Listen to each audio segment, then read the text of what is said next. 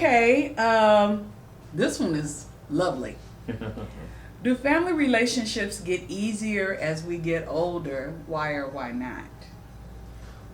No, they don't get easier. They are the same whether you're young or old. What should get better is your tool set for handling family relationships. When you're young, people are still developing their personality and their character, and you don't know who they are.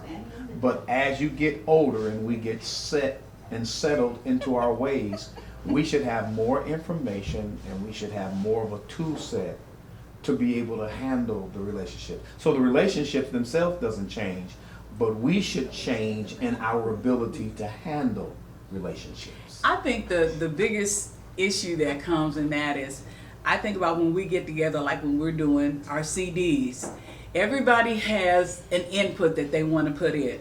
And sometimes we, listening to this one, listening to that one, giving suggestions, everything, and it takes us a while to get things in a perspective where we say, okay, this is what I'm going to do. This is what we all agree on. So how do you handle that and keep it so everybody gets a fair opportunity, but we don't spend a whole lot of time going, wow, well, we already did that.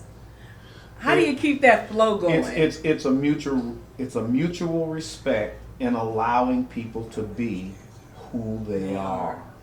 That's good. I put a post up some weeks ago that said, never succumb to what people think you should be. Be who you are. Don't surrender to the pressure of who people think you should be. Know who you are, be who you are, operate in who you are, and then allow other people to operate in who they are. Yeah, absolutely. When I first got saved, that was one of the things that made me a little miserable because I was trying to be all these different things.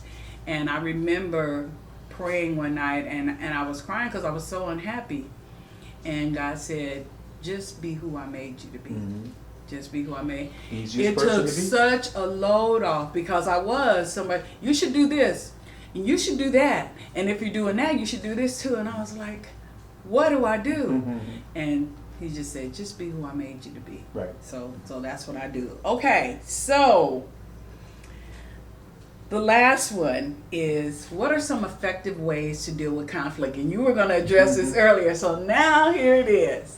What's some effective ways to address conflict and keep the relationship intact? We have to be Batman. We have to have a tool belt that has the tools in our belt to deal with every situation. Your belt has to include patience. Most definitely. It's got to include hearing, the ability to hear people.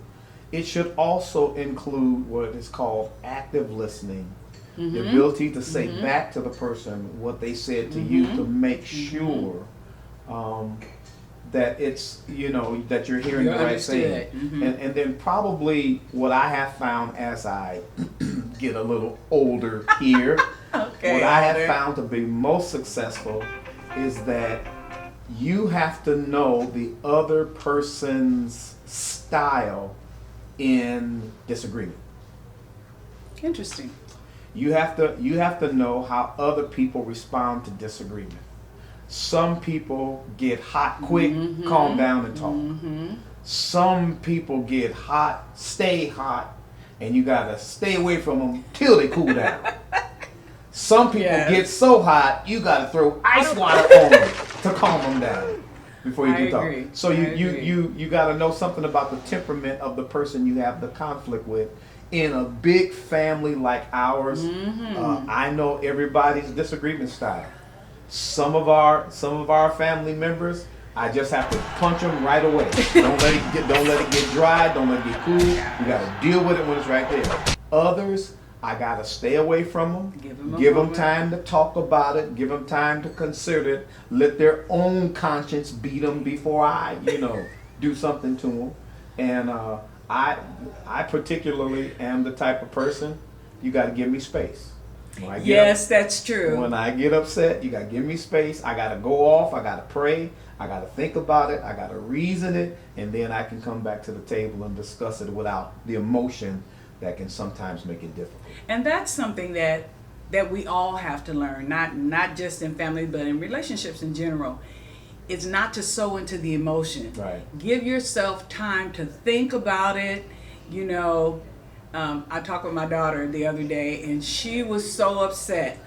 And it was in something that was happening in the group. Yeah, something that was happening in the group she was in. And she said, and she always calls me, and I know either it's good news, not so good news, or she needs to vent, and she needed to vent. And she said, I just took a deep breath, and I said, Lord, don't let me get into this. And she told him, I just can't do this right now. Give me a little bit, and I'll come back to you. But she said, I was on fire, and that's her favorite. But you do. We are emotional beings, so we have to experience the emotion. I'm not saying bury your emotion and not give expression to the emotion. Right. When you're angry, people need to know you're angry. Yeah. When you're sad, people need to know you're sad. So it needs to be expressed. But when it comes to communicating, emotions can convolute communication. Yes. So you have to experience the emotion, but then you have to get out of the emotion to let logic and rationale control the conversation. And being a marriage and family therapist and counselor and dealing with married couples, sometimes I almost couldn't counsel them in the same, and they were coming together, but one person wouldn't let the other person talk, or they'd interrupt, and it just got nowhere. So I would tell them, you know, you've got to be quiet and listen to that person. Keep your thoughts together, make a couple notes, and then when it's your turn, that's a weird courtroom. Everybody can't talk in the courtroom, right? You know, or it'll just be mass chaos. Only in the family can everybody talk at the same time. And that's what our family does. But I think that conflict is something that we learn, and I think you really learn the lesson as you come out of it. The most important thing is to make sure that you don't throw the relationship away because of the issue. Issues will come and go. Right. This won't be the last one. Trust me, it won't be the last one. But I think as older adults, I think we learn a little bit more patience to take things a little bit more. Some of our hot-headedness should start to dissipate, you know, because we should stop ourselves, you know, I did this the last time. I'm going to try and handle this differently. My best relationships, and I think if you look at it, you'll find that your best relationships are the relationships that have withstood adversity. Yeah. A relationship that falls apart in adversity will reveal the weaknesses of that relationship. But a relationship that goes through adversity and survives, strengthens. It's like a broken bone. Yeah. The bone you break, it's stronger at the place it broke after it heals. Yeah. And so my best friends, you all know who you are. My best friends, we've had some knockdown dragouts, but we still remain friends and good friends to this day. You have to, and I'm going to say this, and been absolutely amazing. I remember having a disagreement with my very best friend, and we couldn't get it together. She wouldn't listen to me. And I sent her an email and I said, I want you to know, even though we are having disagreement, if anything happens to you, I will be there. All I got to do is find out you need me, and all this gets put on the back burner. I am there. And that's the way relationships has to be. You got to set all that aside. If somebody really needs you, you know, if it comes down to a sickness or an illness or something like that, you can't let those issues say, no, well, you know, we ain't been getting along. You got to swallow that stuff and get in there, because, you know, God's going to hold that. He's going to hold you to that. I'm like, oh, no. And if you don't think so, He's just going to keep bringing it back to you until you say, you know, I need to get this straight.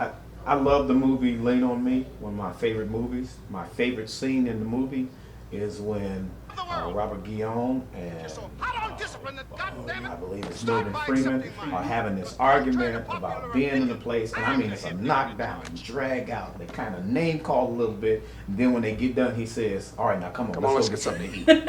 So you gotta keep the bigger picture in focus. The relationship is what you're trying. I mean, the issue is part of the relationship, but the issue is not the relationship. Right. Okay, I like chocolate. You don't. We shouldn't split. Do you like chocolate? Yes, I love chocolate. Okay, all right. Well, if somebody loves chocolate and somebody doesn't love Love chocolate, chocolate. you shouldn't let the love or the not loving chocolate Separate. supersede Right. the relationship. Absolutely.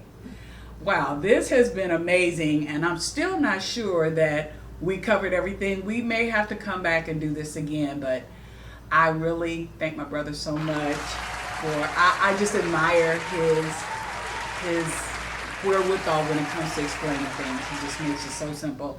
And for those of you who may be having problems with your family relationships, I implore you to think about it. Think if there's something you can do, some way you can get together. Life is just too short to live with regret of what you could have done when now is the time that you can do it. And I just want to tell you again, always try to be the very best you, even if it's in the family. Thanks so much.